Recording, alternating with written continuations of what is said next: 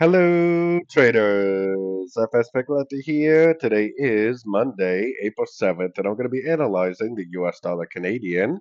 If you haven't done so already, definitely do check out my free Discord channel. It's linked down here in the corner at the end of the video. And don't forget to take a look at my website, fxpipcollector.com. So, anyways, the US dollar CAD is actually going up pretty strong.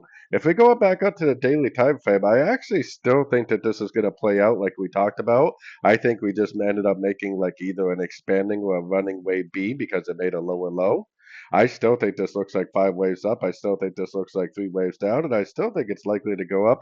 We test these highs for a wave C of wave two, probably before we make that big old giant push down for the wave three.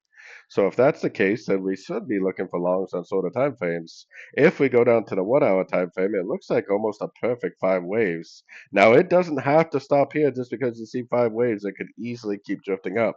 But hopefully what happens is it does go down, does make some sort of a corrective pattern. And if it does make some sort of a corrective pattern, then I would definitely be looking for longs for potentially the continuation of the uptrend. Hopefully this is like a wave one, this is a wave two, and then eventually it goes up for a wave three, and this is like a one, two, three of wave C, which is hopefully a wave C of wave two.